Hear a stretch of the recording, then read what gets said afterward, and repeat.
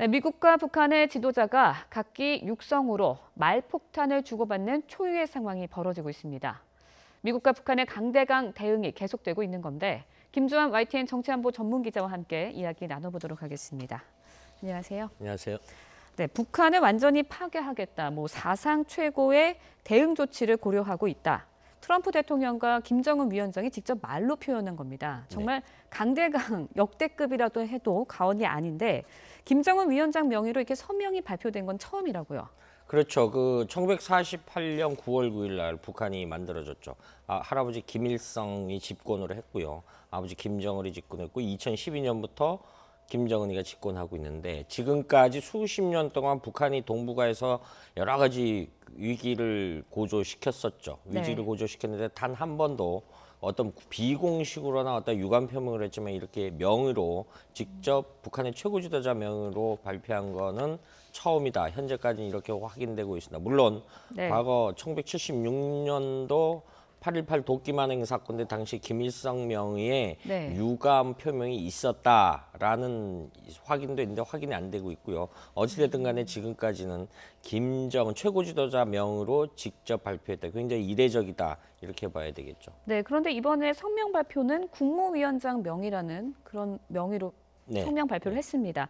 이렇게 한 건 다른 의도가 있다고 봐야 하는 걸까요? 김정은의 직함이 9개나 됩니다. 인민군 최고사령관 총원수 그중에 이번에 명의 발표한 게 국무위원회 공화국 국무위원회 위원장이 됐습니다. 국무위원회라는 것은 북한의 최고 권력 기관입니다. 물론 작년까진 아버지 때 만들었던 국방위원회라는 것이 있었는데 그걸 대체하고 그러니까 국무위원회라는 거는 조선노동당 위원장이라는 타이틀도 있습니다만은 국무위원회라는 건 우리식으로 굳이 이 설명을 드리자면 정부에 해당한다. 정부 기능 중에 최고 지도자다라는 뜻이다. 그러니까 앞서 설명드렸듯이 9개의 직함 중에서 가장 권위가 있는 그런 직함이다. 그래서 이번 명의도 공화국 국무위원회 위원장 명의 성명을 발표를 했는데 그 의도를 보면은 쉽게 말해서 미국의 트럼프 대통령과 자신은 동격이다. 대결 구도를 만들 수 있다. 이런 의도가 깔려 있지 않았나 이렇게 볼 수 있는 거죠. 네, 그러면 아무래도 국가 대 국가, 지도자 대 지도자 이런 의도를 담고 있다고 봐도 될 것 같은데 관심은요. 김정은이 언급한 초강경 대응 조치 이 부분입니다. 구체적으로 어떤 게 언급됐죠?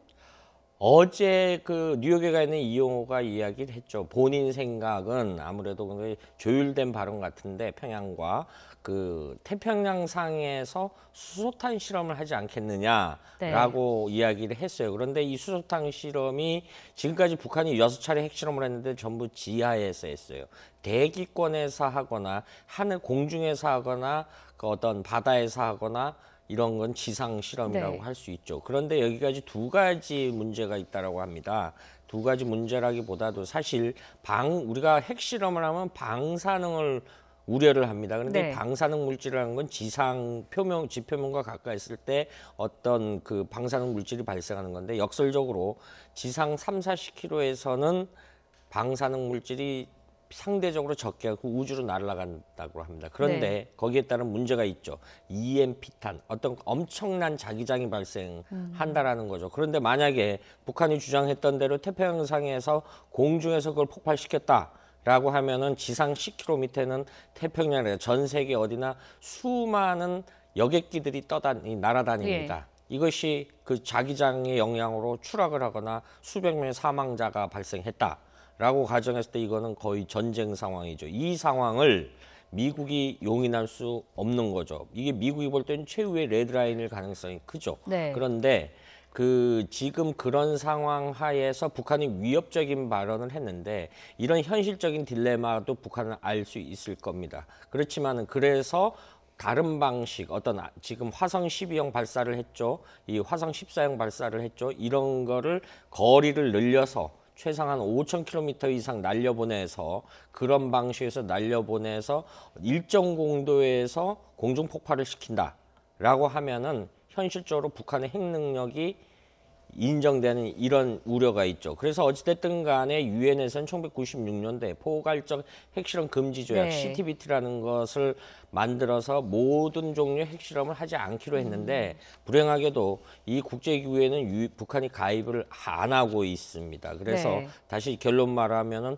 이 어떤 태평양상에서 수소탄 실험보다는 ICBM을 동시에 발사한다라든가 이런 형태의 전략적 도발을 할 가능성이 굉장히 크다. 현재로서는 이렇게 볼 수 있는 거죠. 네, 그러면 이제 정리를 해보면 태평양 상공에서의 무슨 수도탄 발언이다. 이런 거는 현실 가능성이 좀 적다. 이렇게 봐도 되는 근데 거겠죠? 꼭 그렇다고 네. 단언은 못하시죠. 왜냐?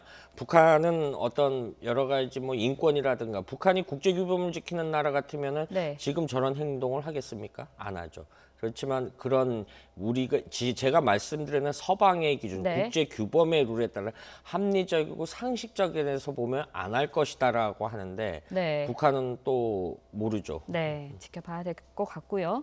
이런 가운데 리용호 외무상이 내일로 예정이 돼 있죠. 유엔 총회에서 기조 연설을 합니다. 강경 발언을 좀 이어갈까요? 아니면 어떤 내용의 발언이 좀 나올 거라고 예상해 볼 수 있을까요? 사실 유엔에서 기조연설하는 거는 네. 북한으로서는 굉장히 좋은 공간입니다. 북한의 입장으로서는 자기들이 주장하는 바를 전 세계 대표들이 보면서 마음껏 떠들 수 있는 예. 거죠. 그런데 북한의 지금까지 대외 성명 형태를 보면 거의 욕설과 비난입니다. 어떤 이건 국가 정부기구가 이런 말을 할까라고 할 정도의 그런 욕설을 퍼붓고 있는데 그렇다라고 보면은 내일은 굉장히 험악한 내용이 나올 가능성이 있죠. 그런데 주목할 만한 점은 원래 이용호 예무상이 우리 시각으로 오늘 새벽에 하기로 돼 있었습니다. 네. 연기 신청을 했다 그래요. 그래서 기조연설 16번째로 우리 시각으로 내일 새벽 빠르면 4시 한 서너 시쯤 할 것 같은데 네. 이런 하루를 늦췄다라는 의미는 평양과 어떤 내일 발언 수위를 조율을 하지 않았겠느냐 이렇게 봐야 되겠죠. 그러면은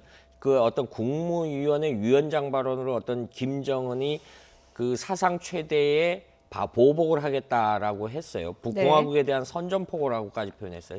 이 범주 내에서의 어떤 구체적인 얘기나 어떤 비난을 이어간다라고 볼 때 발언 수위가 굉장히 험악하게 나올 수 있다 이렇게 볼 수 있는 거죠. 네, 발언 수위가 굉장히 험악할 것으로 좀 예상이 되는데 북한이 사실 미국의 군사력은 세계 최강이라고 해도 네. 과언이 아닙니다. 북한이 미국의 눈치를 볼 수밖에 없을 것 같은데 이렇게 자꾸만 강경으로 나가는 이유는 뭘까요? 과거의 어떤 도발 패턴을 보면요. 한반도 도발 패턴을 보면은 한국 전쟁을 포함해서 한반도에서 긴장이 고조되거나 어떤 군사적 움직임이 벌어지면은 이 한반도의 지정학적 이유 때문에 강대국이 반드시 개입을 합니다. 네. 과거 2010년도 천안함 때도 그랬고요. 연평도 때도 그랬고요. 그 거슬러 올라와서 1961년 1.2.1 사태 때도 그랬고요. 북한이 우리가 일방적으로 도발을 합니다. 그런데 중국과 러시아다 오늘 이번에 러시아 외무장관이 이야기를 했지만 유치원 싸움 같다. 그래서 말려라라고 했는데 지금 상황은 원인 제공자는 없어지는 겁니다. 그러니까 미국과 북한이 제3국의 입장에서 볼 때는 미국과 북한이 동렬해 놓고 똑같은 위치 사람이 되는 거죠. 똑같이 미치광이 전략으로 보이는 거죠. 이런 네. 상황에서 김정은으로서는 얻을 수 있는 게 굉장히 많죠. 왜? 도발을 함으로써 강대국이 개입을 할 거다. 이걸 전문용어로 촉매 현상이라 그럽니다. 어떤 촉매 작용에서 강대국을 개입시키는 이런 효과를 합니다. 그러니까 강대국들이 개입해서 이 화해를 시키거나 이런 현상들이 벌어지는 거. 우리가 싸우면은 이렇게 뜯어 말리지 않습니까? 이런 현상을 나타냄으로써 그것이 역설적으로 김정은의 대내적 대외적 주의가 상승하는 효과.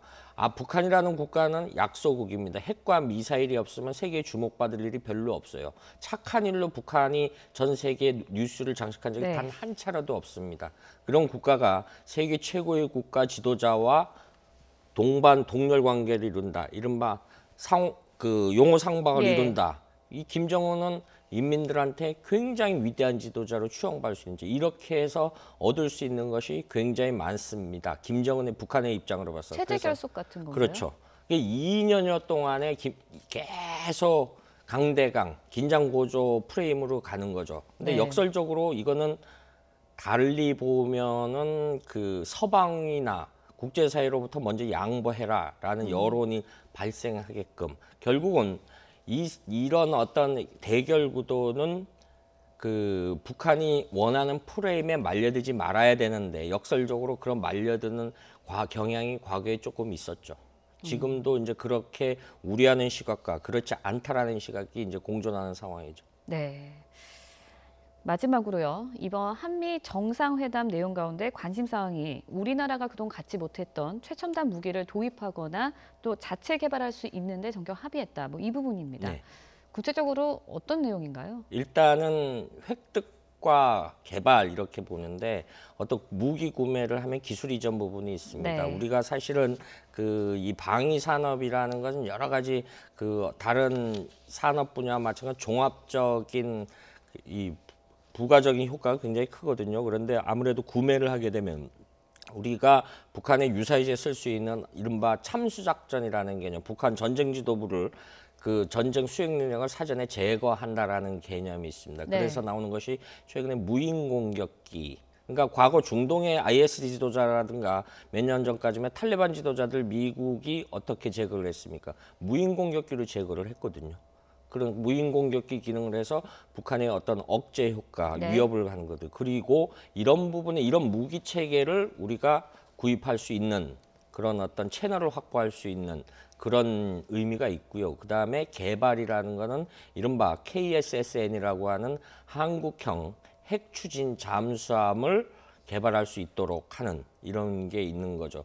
핵 추진 잠수함 말 그대로 사람이 물속에서 버틸 수 있는 한 10년 혹은 30년 동안 이론상으로는 물 밖으로 나오지 않습니다. 네. 그러니까 물론 세계 최고 기록은 중국이 갖고 있는데 지금의 우리가 보유한 디젤 잠수함 같은 경우는 쉽게 말해서 산소 공급을 위해서 물 밖으로 하루에 한 번씩 나옵니다. 그런데 네. 최근에 최근에 어떤 안보 전략상 잠수함 탐지 능력들이 뛰어납니다. 그러니까 자막 능력이 뛰어나다라는 표현을 하거든요.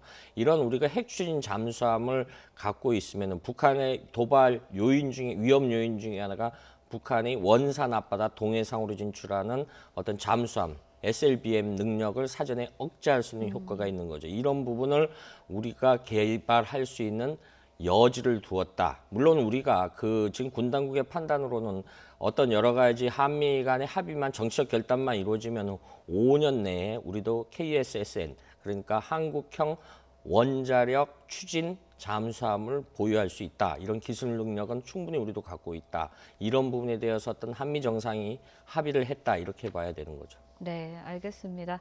지금까지 북핵 문제와 관련해서 북한과 미국의 갈등 자세한 이야기 나눠봤습니다. 김주한 YTN 정치안보 전문 기자였습니다. 오늘 말씀 고맙습니다.